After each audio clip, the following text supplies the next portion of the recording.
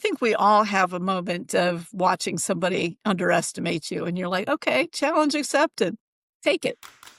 Yes. Sit back and watch, buddy. I'll show you what I'm capable of doing. So, I mean, and that really is a great, again, too often I find people, women, take that as, how dare he, da, da, da. Oh, take it, accept it, show them. I've had some of the most ridiculous comments made. From the Grit Institute, this is the Grit Factor podcast. And I'm Shannon Huffman-Polson, former Apache helicopter pilot, speaker, and author of The Grit Factor, Courage, Resilience, and Leadership in the most male-dominated organization in the world. I'm also the founder of the Grit Institute, where I help purpose-driven leaders like you build grit and resilience and connect with purpose so that you can navigate transitions, overcome challenges, and lead with impact in your work for a better world. Today's guest on the Grit Factor is a woman whose service, leadership, and vision have not only broken barriers, but are shaping the way that our country remembers its heroes. Phyllis Wilson is a retired U.S. Army Chief Warrant Officer 5 with a military career spanning nearly 4 decades, including deployments to Iraq with special operations as a senior intelligence analyst. She has served in over 35 countries, led at the highest levels of the Army Reserve, and is the proud mother of 8 children, 4 of whom are combat veterans themselves. Amazing. Today, she serves as the president of the Military Women's Memorial in Washington, D.C., the only national memorial honoring the service of women in all branches and all eras of the U.S. military. Under her leadership, the memorial is not just a place of reflection. It's becoming a national movement to tell the full story of America's servicewomen. Phyllis brings with her not only an extraordinary professional record, but a profound sense of purpose and a deep conviction that every story matters. Her work preserves history, it builds legacy, and it lights the way for future generations. Let's take off. Phyllis, welcome to the Grit Factor. Oh, thank you so much. It's great to see you again, Shannon. It's always great to see you, and you are a constant source of inspiration and motivation with everything it is that you continue to do in the world. I want us to go back to some of the time that we don't see as much from the many decades when you first began your association with the military. And you've said that you originally joined the Army just for 4 years. So do you remember that moment of joining the military, what it was that propelled you to that, and then the moment that shifted your thinking a little bit when you realized that maybe this was going to be more than just a short chapter? Oh, that's a fun story, actually. When I joined the military, I was trying to work my way through community college, 1 or 2 classes at a time, and it was going to take me a very long time at the rate I was going. And I heard an advertisement on the radio and stopped at a recruiting station and said, I want to know more. And I ultimately learned that I could get college money, I could get a sign-on bonus, I could learn a foreign language, maybe travel. All these things were so beyond what I imagined my life was going to afford me, given the rate at which I was advancing. And so I bit into that apple and I thought, I'm going to do my 4 years. I'm going to get out, use my college money, go back to school. And, one small chapter of my life, which turned into much longer. And really, I think a lot of young people in this country, we join for one reason, but we stay really for the other people that are like-minded, that have this sense of service, and something, it sounds trite, something bigger than oneself, that sense of purpose and calling to safeguard this nation, to use our God-given skill set to really make a difference, but collaboratively with a small team, you could see what a difference we could make. And I was smitten with the idea. And that's really what I didn't think I was going to stay for 37 years. I won't lie. I thought, well, maybe I'll do 20. And so I almost doubled that. Who knew? But I loved what I had the chance to do and the people that to work with. That was the best part. Wow. That's just fantastic. You were already a mom when you went through the Warrant Officer Program. Is that right? I was. And that is not an easy thing. That's not an easy thing to be a mom, not an easy thing to go through the Warrant Officer Program itself. How did you balance those two things and what got you through? Well, I'll tell you, the Warrant Officer Candidate Program is one of the most beastly programs and courses I've ever gone through. Basic training was nothing compared to Warrant Officer Candidate School. They did, the things that they harassed you with. It's called hazing, I believe, nowadays. But back then, it was just part of how badly do you want to become a warrant officer in the United States Army, and you would endure and you would put up with the craziness, the gigs that we were you know, if you had a dead fly on your windowsill in your barracks room, you got all kinds of demerits and you had to work them off. And so a dead fly on your windowsill, please, like you weren't ready for inspection, you had a hidden article. I mean, they found all kinds of demerits they could give you. And that was a light one, but it was crazy. So at that point, you cannot, I mean, you live in the barracks and it's just you and you're trying to hang on by your fingernails. But Right. after you're done with that, you go on to your warrant officer basic course. And for that, I went out to Fort Huachuca, Arizona, because I was intel and military intelligence training. It was really 5 days a week during the day. And when I was getting ready to head out there, we were living in North Carolina, and my husband said, I'm not babysitting these kids for 6, 8 weeks.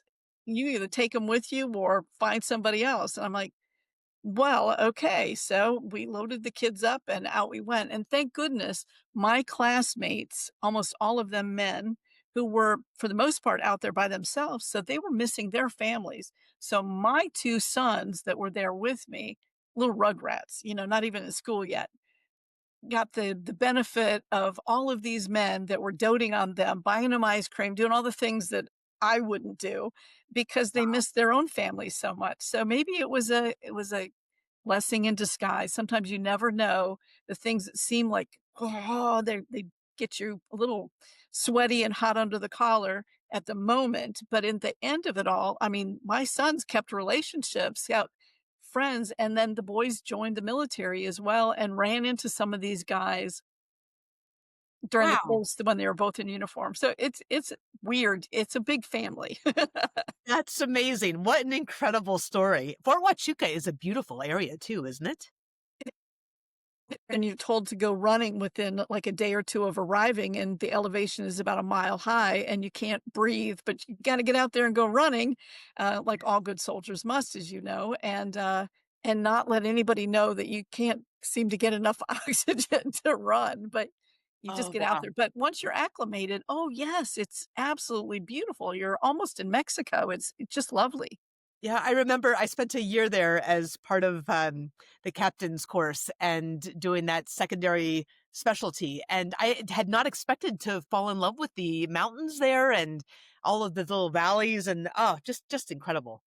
Yep, yep. Yeah. Tombstone's not far away. And Tombstone was not far away. That's right. Right.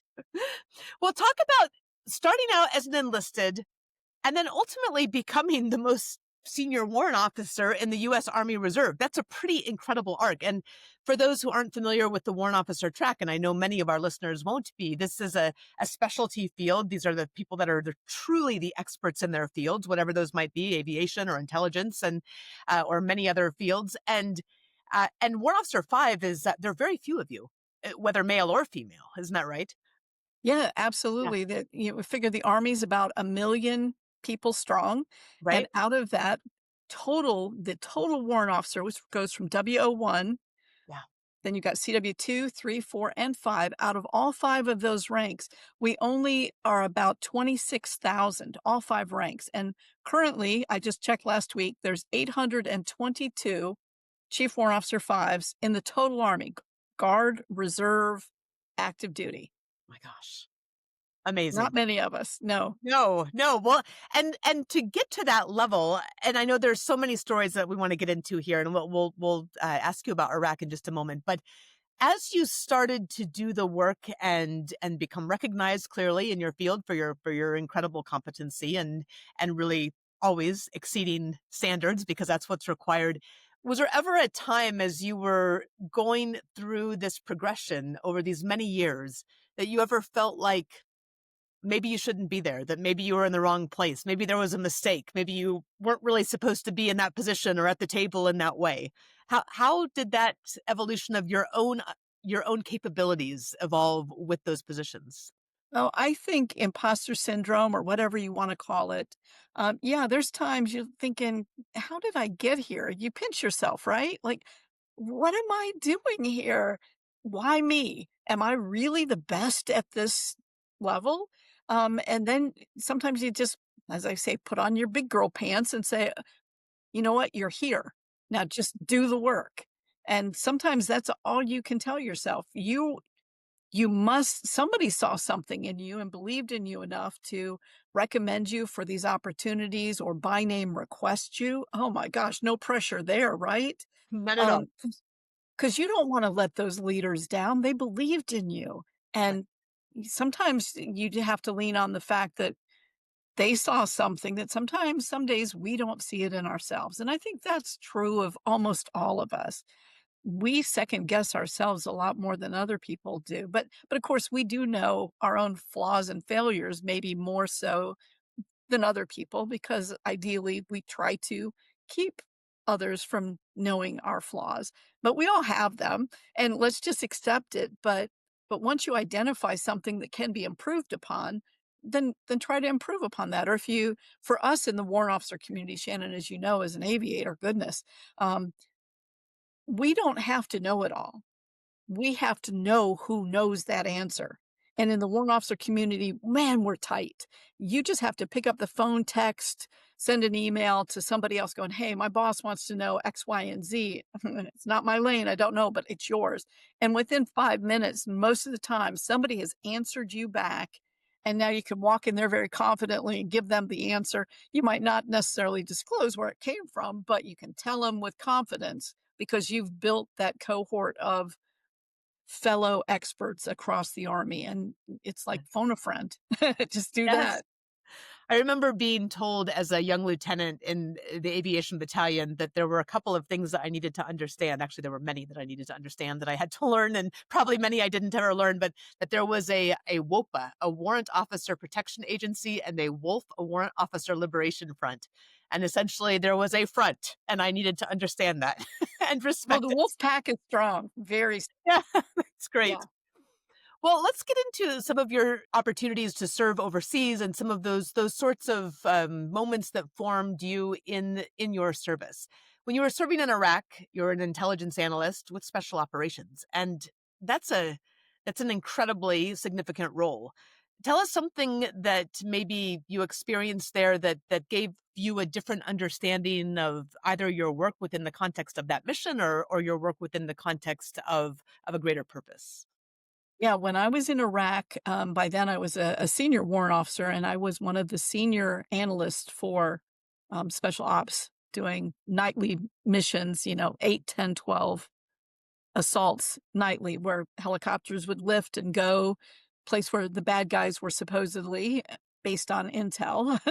And you don't want to send them someplace one that I'd rather them go to what was called a dry hole, meaning there was nobody there, thank goodness, or you send them with not enough information into a place that is like booby trapped or something that might lead to injury or death of some of the people that you're sending out there.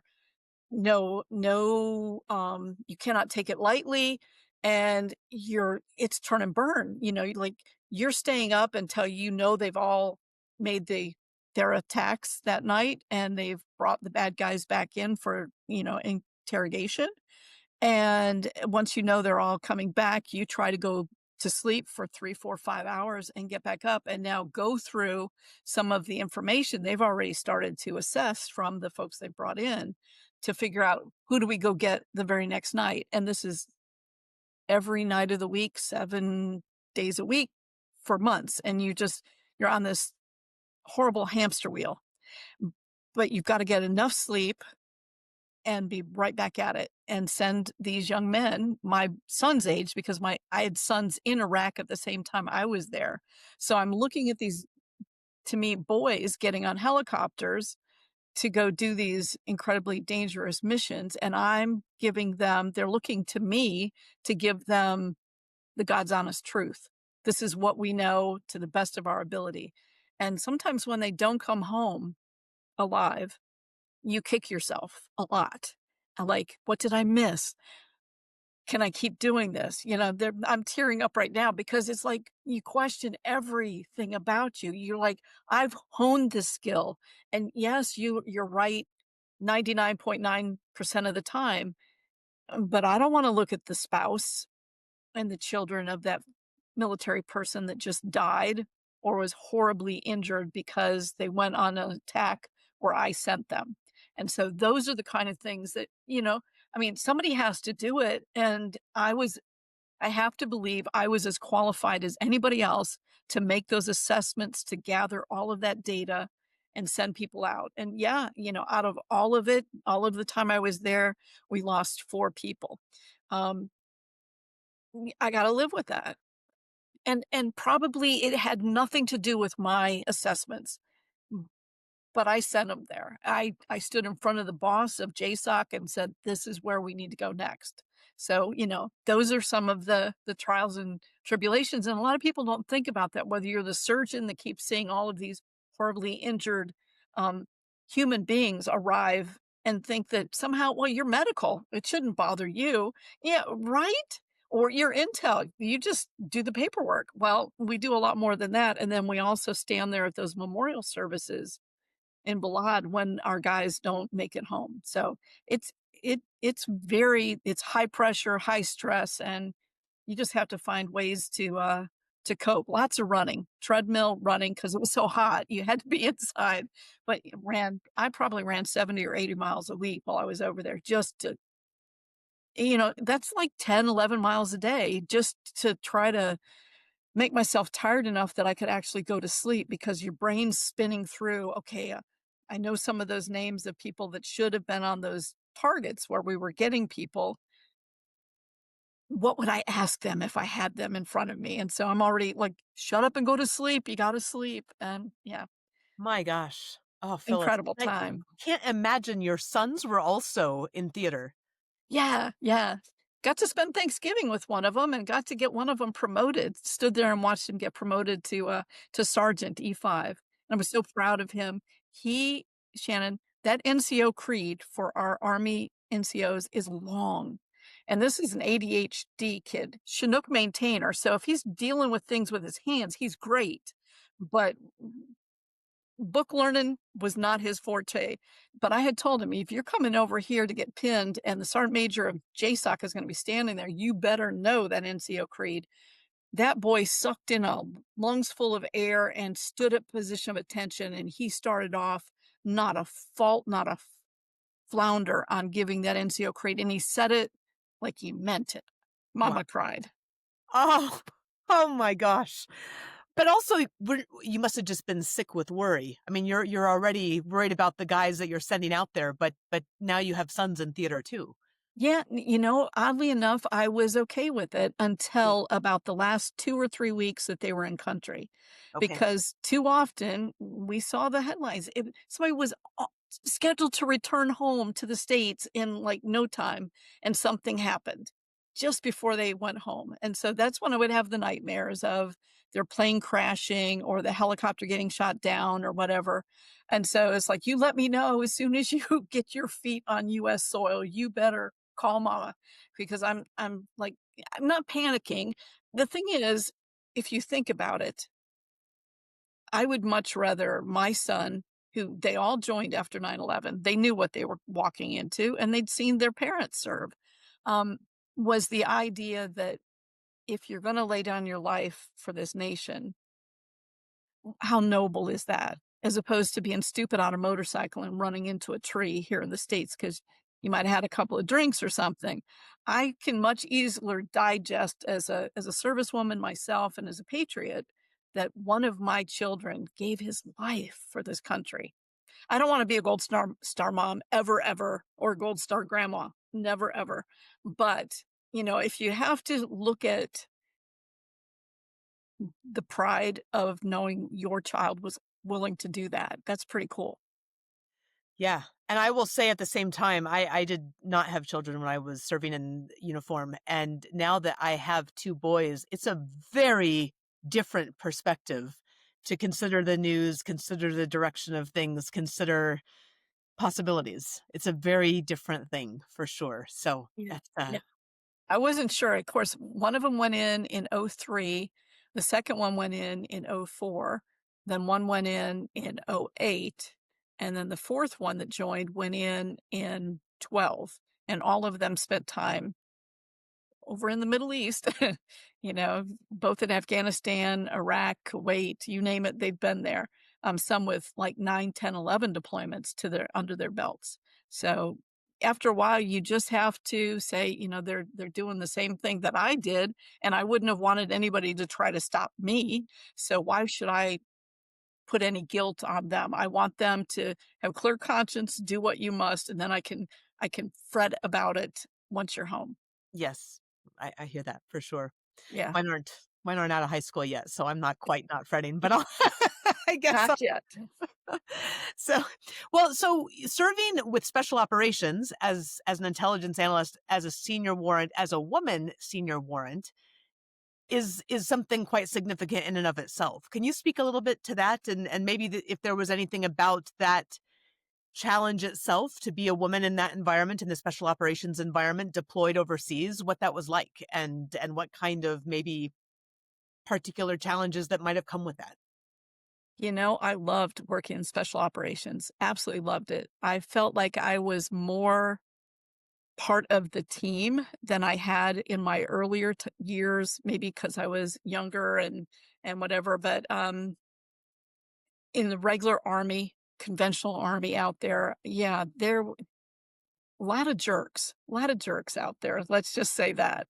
But when I got to special operations, it was all about just get the mission done. Let's do the mission. And I never ever felt like I actually never even noticed until sometimes I'd come out of a big meeting room and somebody would say, "So how's it feel to be the only woman in the room?" I'm like, I really didn't notice. I'm left-handed, so I count lefties. When we're all taking notes, I'm I looking do how many too.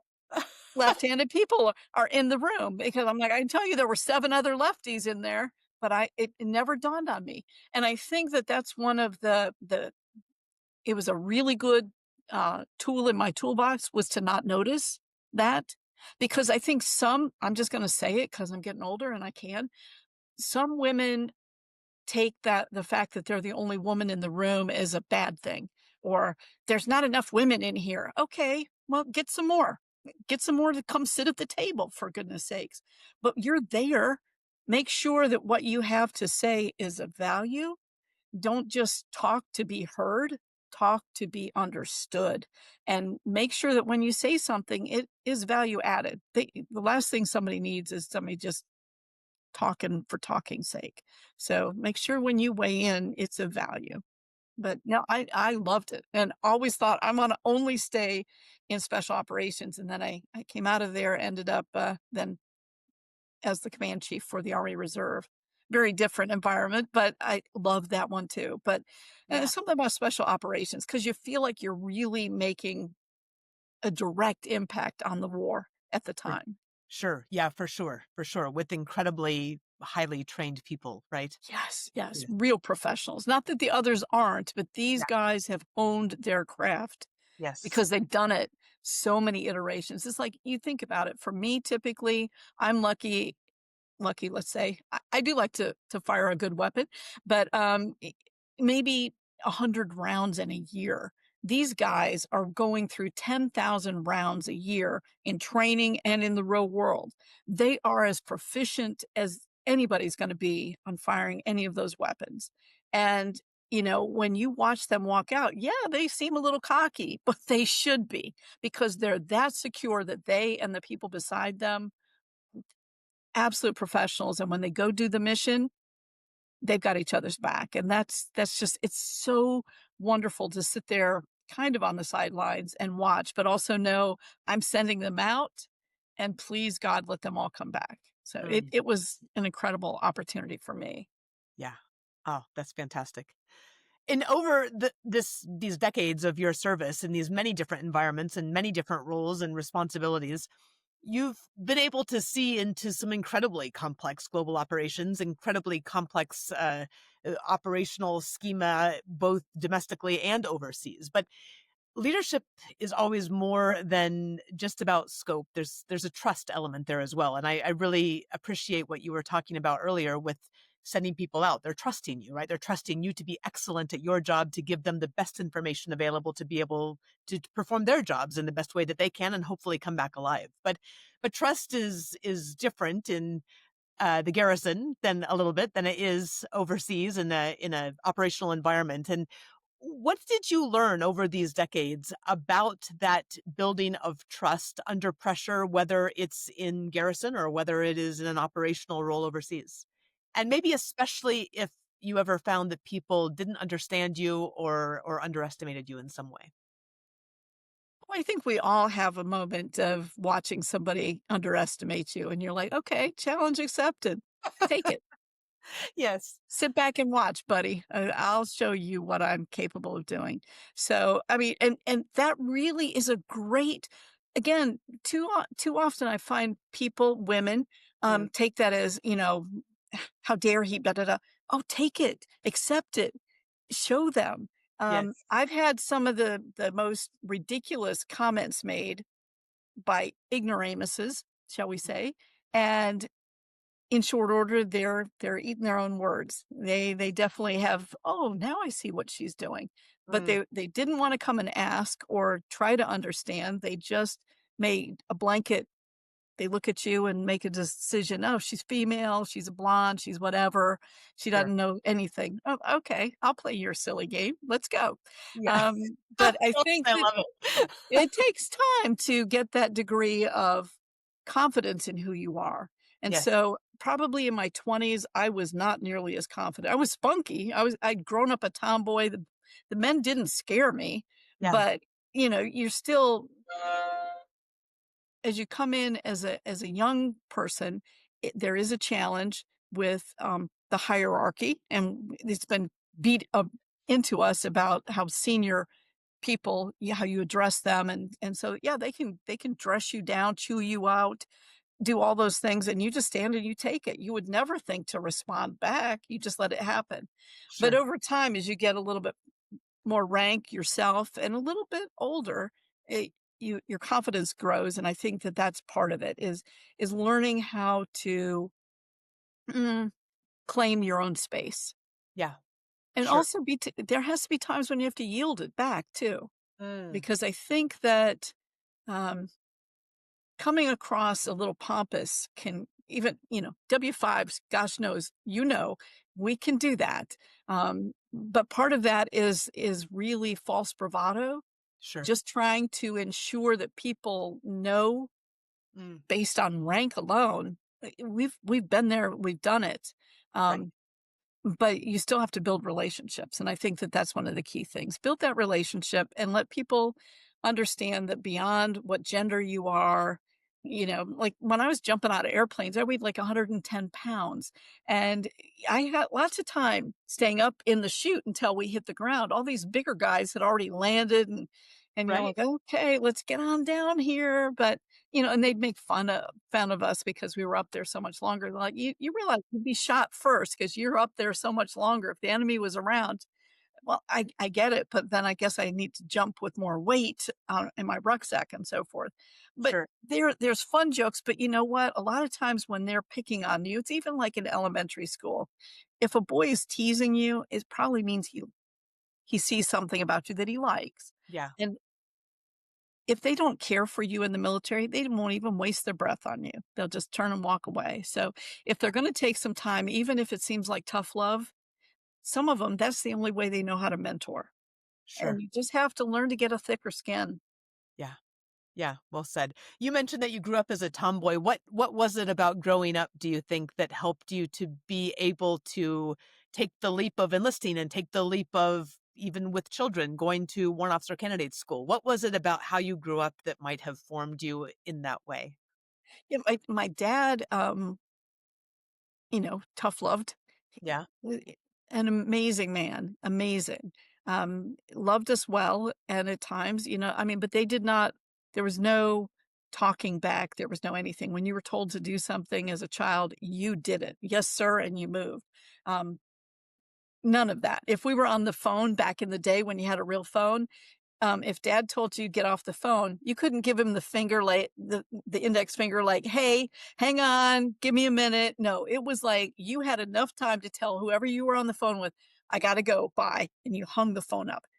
Nothing longer than that, or you know, you could get in serious physical trouble, and we didn't any I got spanked 2 times in my life, spanked well, and, that was enough for me to know I don't ever want that to happen again, but, he was good about that, but I have 2 older sisters and 2 younger brothers. My 2 older sisters were just a little bit old enough then that I was, like, the kid sister they didn't want around, and I was the mean kid sister that would cut the hair off their Barbie dolls, and I was really a tyrant. So they always would shoo me away to spend time with my younger brothers, who was 1 and 2 years younger than me. So it was easy for me to be the ringleader with my brothers, and I guess I liked being the ringleader more than being the truant kid sister behind them and doing whatever my big sisters told me to do. So this all worked out well. And as you know, girls tend to be physically more agile earlier in life than boys. So I could run rings around those boys, no problem. And so it never dawned on me that there would be a problem. Their friends all treated me well, and I think part of it is how you walk in, what's your own personal expectation of the events and the locations you go to. Never dawned on me to take umbrage with men saying stupid things. I had lifeguarded in Florida before I joined the military. 19 years old, probably, you know, very slim, long blonde ponytail, super tan. You think I didn't hear a few comments along the way on the beach? "Oh, I'm gonna drown. You can come rescue me," and other much more tawdry responses. You have to learn to build a thick skin. And the military, for the most part, not always, they do comport themselves as better gentlemen than that, Mm, but not yes. always.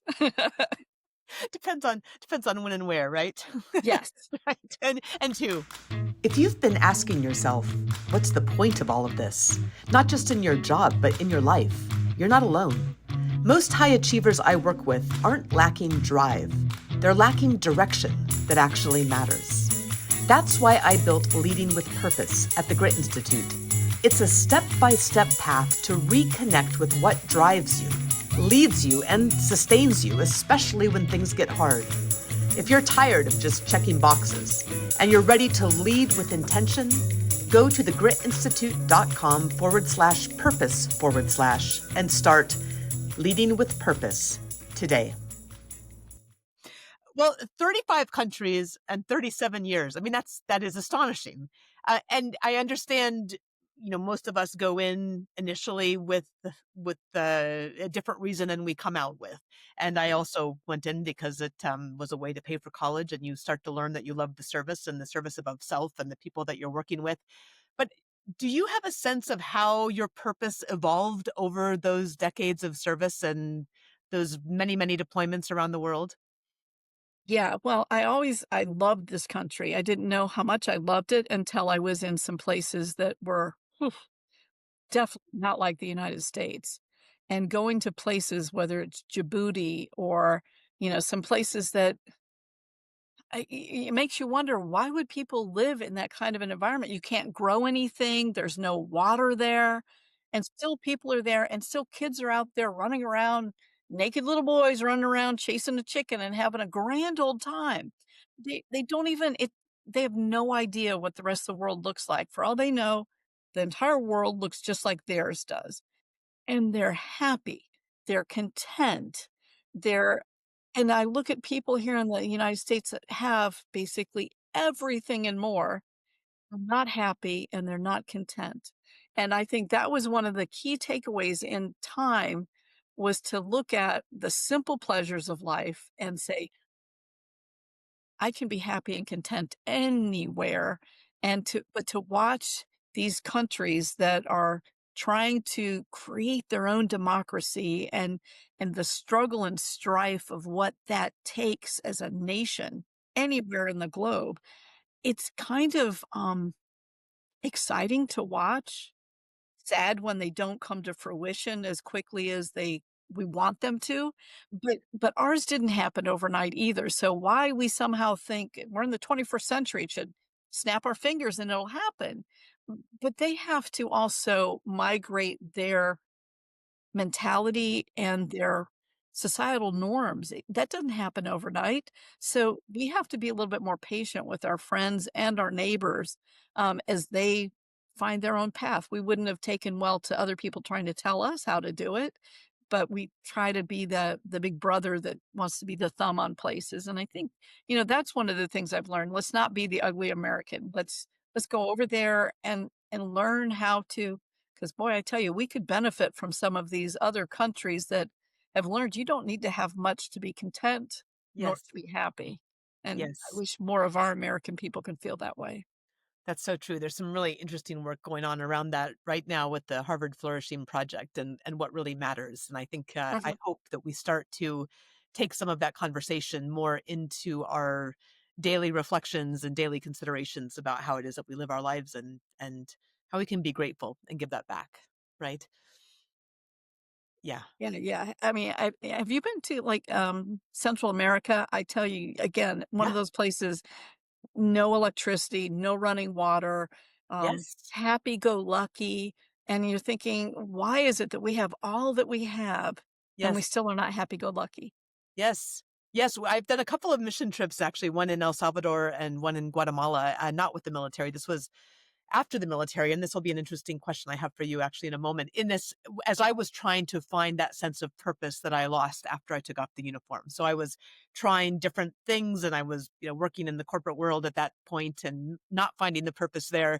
And so led one trip and then participated in another. And that was one of the most striking takeaways was in these little mud huts in the mountains in Guatemala, and the mortality is not great, and there are many, many, many problems with health and sanitation and with conflict, and yet there was this joy that was there that you just generally don't see in our world and in the Western world as much or in the same way, and it struck me in the same way as you've just described, that there's a lot for us to learn with that. Tangible. The Yeah. joy was you could feel it, and you couldn't help but smile.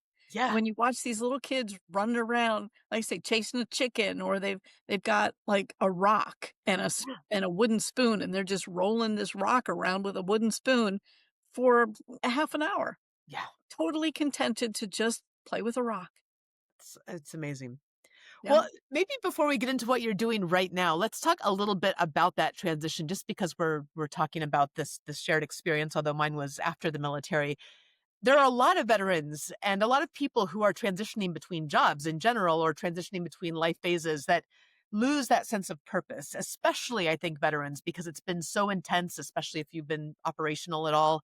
There's this intense feeling of not just service, but that you're really making a difference in the world. And then you take the uniform off and you wonder what you're there for. And I think that causes some really tragic circumstances in many cases. And there's an opportunity there, I think, for us to really dialogue more about this and help others understand how we made these transitions in a meaningful way, because service doesn't stop when you take off your uniform, but that's a hard thing to understand. Speak a little bit to that. And I know you're seeing a lot of that in your work that you're doing now, but also you've had to make that transition yourself. Yeah, and so when I hung up the uniform, as you say, I felt a little more lost than I thought I would. I in along the way in the military, I had also gone back to school and become a registered nurse, and so there I thought no problem. I've got this covered, but I didn't, and I did feel lost. But I had started my own nonprofit called Wounded Warriors Have Families Too, because so often we got our arms around our wounded, injured, or ill military members, but we didn't care for the families in the same way. Like you'd walk into Walter Reed or Bethesda and you've got your service member, typically a guy, of course, in the hospital bed, and sitting over in a chair in the corner is the wife. And everybody comes over and is talking to the guy in the bed. Well, I started wandering over and talking to this wife who she's been at his bedside for a year. Her life is completely on hold. Maybe the kids, they're all living in a Fisher house. Think Ronald McDonald House for anybody that doesn't know what a Fisher house is. It's a place for the family to live while they've got a family member in the hospital. Some of these guys, if they've lost limbs or horribly burned, are in the hospital for more than a year. So they're doing all of these things. And then we end up giving special trips to the military guy to go skiing or fishing or hunting or whatever. And so he's gone for 4 or 5 days after he's left the hospital. Mama's home with the kids. He goes off and he comes back and he's like, babe, I had such a great time, went hunting. She's like, yeah, while you were gone, the washing machine broke again, or my kid broke an arm, but I didn't want to tell you because you were out, like he's on a mission again. But I'm like, what about the families? The wounded warriors have families too.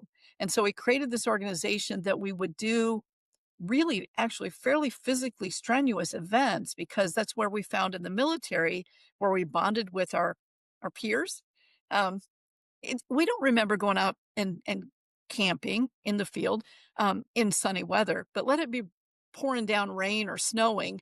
Oh, anybody that we were there with, we can remember. Oh, you remember the time it, like, poured rain and it was running like a river through the tents and everybody, "Oh, yeah, I remember that. Oh, that sucked." But you remember it, but you're smiling when you say how much it sucked because you did it together. And so we find basically things that you could say suck, but they're gonna do it as a family unit.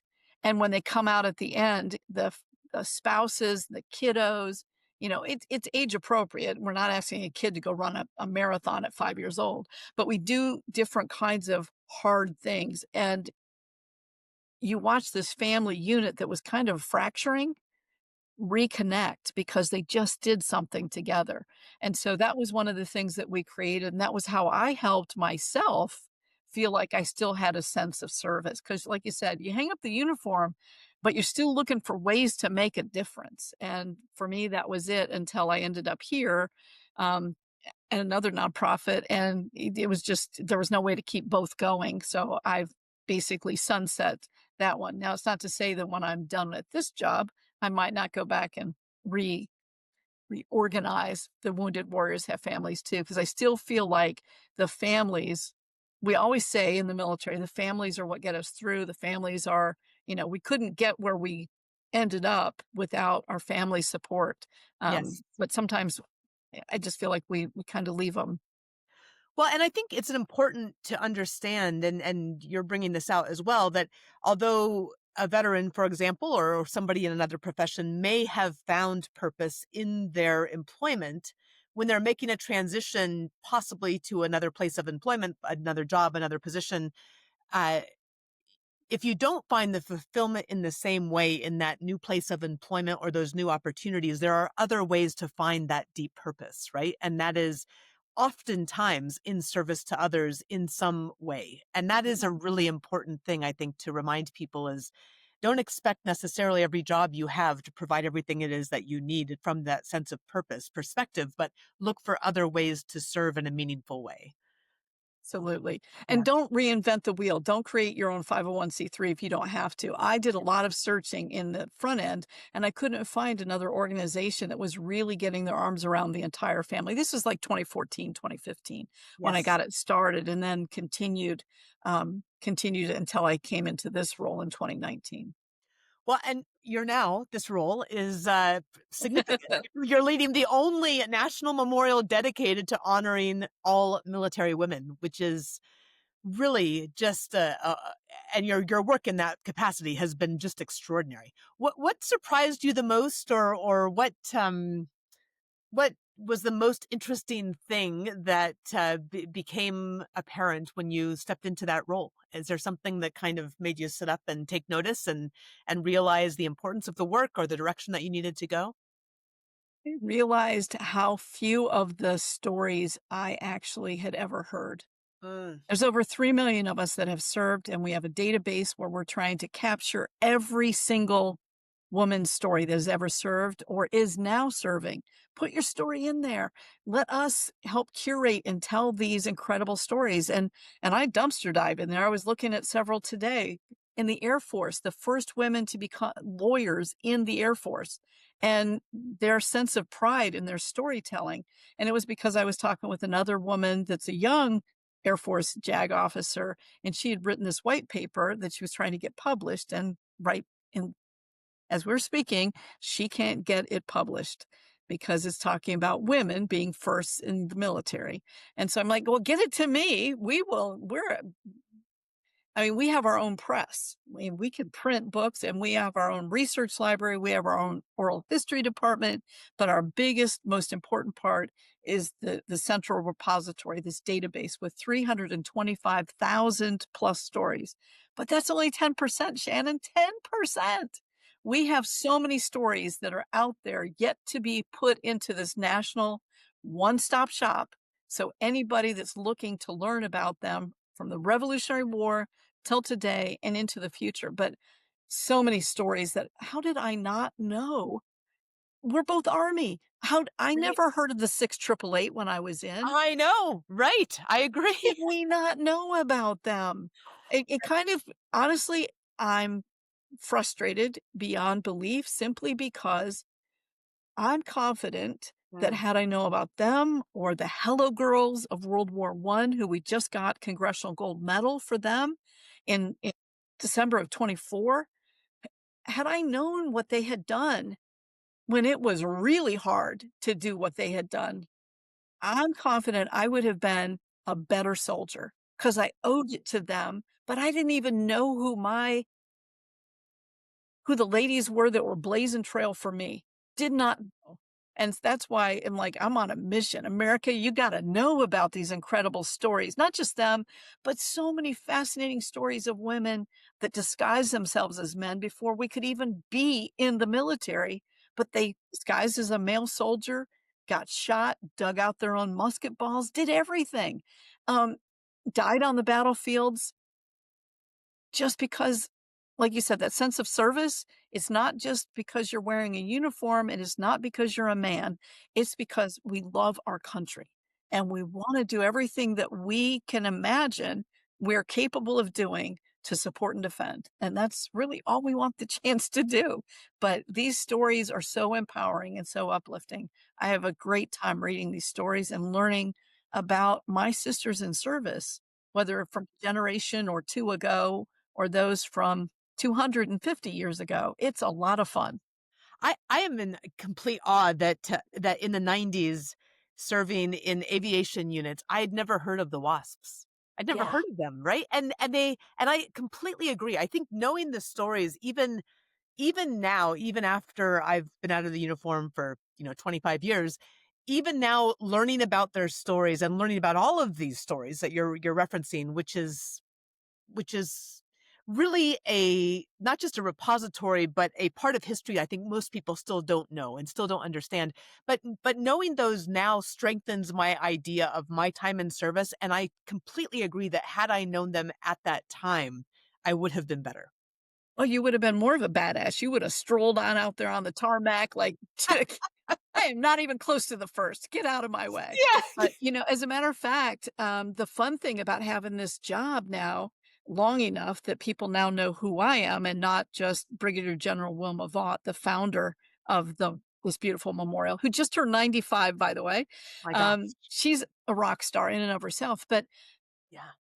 a group reached out to me. They are screening a documentary of a film out in Los Angeles, beautiful theater, red carpet, the whole bit, narrated by Jane Seymour about one Nadine Ramsey, a WASP.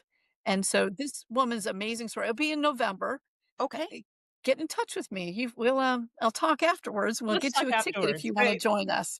It's Yes, I going to want be it. lovely. But yes, so I've got a couple of women that I know that are granddaughters of WASPs. So I reached out and I'm like, yes, of course I'll be there, but can I get 5 tickets, please? 5 extra. And they're like, of course. So Oh, we'll be out there and we're also going to screen that documentary early next year, 2026, here at the Military Women's Memorial. So we want a live audience to be sitting there because it's like watching the film The 6888 on Netflix.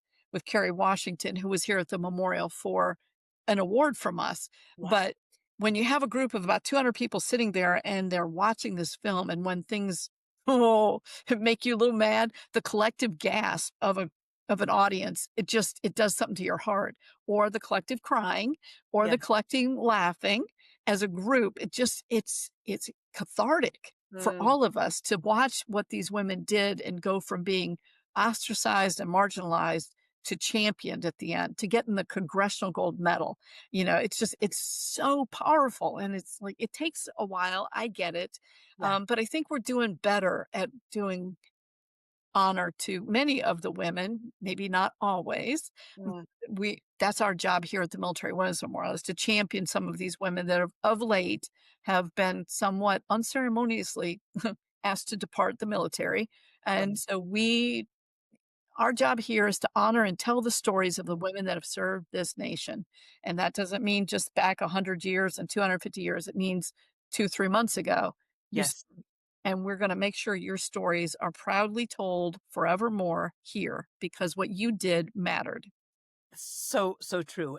And we are in such an unusual time right now. Unfortunate in many ways, especially with respect to these stories, where there are stories that are being they're being erased quite literally from certain places, and um certainly de-emphasized, but the erasure is really, I think, what is striking. And I'd love you to speak a little bit to the importance of the work that you do, especially in times like this, and why it is so important that these stories not just be retained, but and not just not forgotten, although those are true as well, but also maybe even elevated as example, as role models, as something that we should consider aspirational to protect and um to hold up for others. Yeah, and we certainly do not intend to be confrontational, but this Yeah. old warrant officer is going to stand her ground too. So my job as the president of the memorial is to make sure we honor and tell those stories. So, folks, let's talk. Not, but just a couple of months ago, a Black Hawk helicopter crashed into a commercial airliner here in Washington, D.C. And we quickly, as soon as we had Kelly's name, our the captain in the helicopter, a woman, every woman that dies, whether in a training accident, in a combat zone, um, if we're made aware of it as quickly as possible, we make sure her story is in our database. We're not going to ask the family to help us right away because they're grieving. But we do let them know that we are aware and that her story will forevermore be told here. And then we monitor after the fact with the Pentagon. So if she is posthumously promoted, posthumously additional awards received, all of those kind of things, we go in and we update her story card. We don't normally do that. We ask for Americans, past or present, served, do it yourself, update your own story card. But if she's not there, and then we put it out on social media to make sure that this young woman's story was not being overwritten by some things that the investigation was not complete. The data that we were seeing, that, okay, the helicopter is supposed to be at 200 feet or less. The tower was reading them in at 380 feet, but the black box in the helicopter, now that they've investigated, was showing them at 210 feet. So there was a problem in technology, and it had nothing to do with the humans in the helicopter. And we need to stop rushing to judgment, especially when it's because it's somebody that doesn't look like you. They must have made a mistake. And that's just crazy talk. Let's do the investigation. I mean, certainly I'm all about get the facts. An intel person without facts is useless. And I find that fascinating. Nonetheless, 3 military service members died in that helicopter, total of 67 that night. Our job is to get our arms around the families first, not somewhat dragged their names through the mud instantly, that let's figure out what happened. And so those are the kind of things that we want to step up here at the memorial and make sure between our research library or oral history department, our artifacts collection, the largest in the world, we loan our stuff to Smithsonian's and the World War II Museum, the museum in Sweetwater, Texas. Our stuff goes there. Um, but we love telling these stories, and it's been a challenge of late. But the good news is because we are not federally funded, we rely on the generosity of Americans, both with their physical donations of artifacts and books written by and about military women, like your book that's in our library. Um, all of these things. A young lady in the Air Force wrote to me and said, I wrote a white paper about the first women in the JAG Corps in the Air Force, and I can't get we can't get it published anywhere. I'm like, well, bring it to me and we will find a way to get this done. We used to print, we had the Military Women's Memorial Press, and we sort of let it fall to the wayside, but we never let it go. It's still ours. And so we're going to reinvigorate it. And maybe this is the place where people that need something published come to us, especially in this landscape. So we'll see what comes of it. But um, at this point in time, we have not slowed our mission. If anything, we've picked it up, and more women that are currently serving are now stepping forward out of the shadows to claim what we say is your rightful place in history. Put your story in here so that when researchers are looking, whether I'm going to write a book in the future and I want to look at this cross section of women from multiple generations or multiple decades, I have great stories from which to choose. The last 20, 30 years, it's really gotten light on the number of women that are putting their stories in here, which is a shame because more women have served in the last 30 years than all the way before 30 years ago, all the way back to the Revolutionary War. More in the last 30 years than ever before. Total. So I want these stories because as researchers are looking for them, and also some of our exhibits, we pull from the database. Our calendars, we do a beautiful calendar every year, and the only photos that are put in there are women that have put their photos in their story card in our database. So people love seeing themselves in the calendar or on exhibits within the physical memorial because it's big and we have 33,000 square feet, like a museum of stories. And, we exchange them out, refreshing them regularly. But if your story is not in there, we can't tell what we don't know. Yes. Great point. Great point.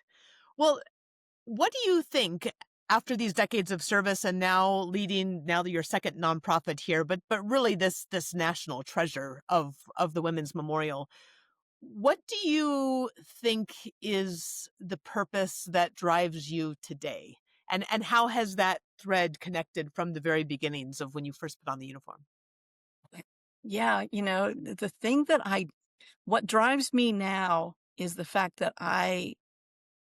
how could I not have known, like we were talking about before? And I want America, and I certainly want our military women to know about the incredible stories, these quiet professionals that are mixed all amongst and with us, that you don't know what she has done. And I read some of these stories, I'm like, oh, how did she deserves a movie about her, but nobody's even written an article about her. So like I'm going to be busy for the rest of my life just going in and pulling stories out based on what's in there.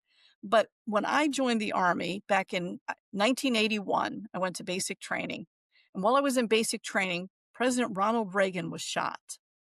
I remember that so vividly. Walking into the classroom, we all sat down and the drill sergeant walked out and he said, just want you all to know, President has been shot. He's at the hospital. We think he's going to survive. And I was like, oh my gosh. But what I did not know was 1 year prior in 1980. Hell, I didn't even know there was a place called West Point when I joined the Army. Had never heard of West Point. That's how ignorant I was. Oh, country bumpkin from Ohio. Knew nothing. And, or that women had graduated. The first year was in 1980. I never heard anything about it. No fanfare, no anything within my community, my family, nothing. or that 1976 was when the first cadets or midshipmen, women, entered those service academies, or that our first women to become generals, because by law they could not become promoted above the rank of '05, lieutenant colonel or commander, till 1970, 10 years, 11 years before I joined the service, the first women became 1 stars, and that was 1970. Wow. So, Wow. like, if I did all those years in the military, I never heard about some of these things until much later in my career or after I hung up the uniform, like the Hello Girls, like the 688, or even the WASPs. Yeah, yeah. I'd never even heard of General Wilma Vaught until Right. I was about ready to retire from the Army. I'm like, Right. how could I not know these? And I think that's what it's really all about, is keeping 3 million women have defended this country. Yeah. And most of us can't name even a handful of them. And it's Yeah. incumbent on us here at the memorial to shine a spotlight on some of these lesser known women that say, I only served for a couple of years. I was just doing my job. Like, that's all any of us were doing. I was just doing my job. I did it for 37 years. It was just my job. Right. But you know what? It was an awesome job. And maybe it will inspire somebody else to think about considering military service, service to their community. You don't have to wear a military uniform to serve. Sure. This should be championed all over the place. And that's really what we get to do. And we're enjoying it tremendously. Phyllis, thank you. Thank you so much for your time and your wisdom and all of your many, many stories and everything that you continue to do today to keep these stories alive. It's really extraordinary. And I'm very hopeful that other people that have not yet figured out what a treasure that memorial is will be able to dig into it and submit their stories and spend time and help to support it. So thank you. As Phyllis Wilson reminds us, although the Committee of Dakowitz may have been dissolved for now, we have to ask ourselves if we're willing to let that mission dissolve as well, or if we will take up the mantle of ensuring that legacy is preserved and that we continue to pave the way so that every person has the opportunity to contribute their absolute best selves.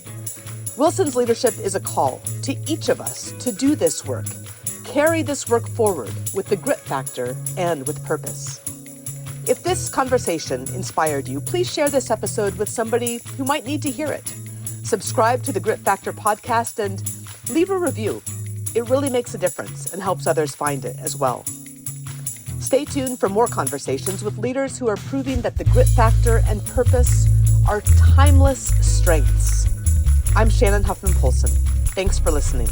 And until next time, keep leaning into your grit factor and leading with purpose.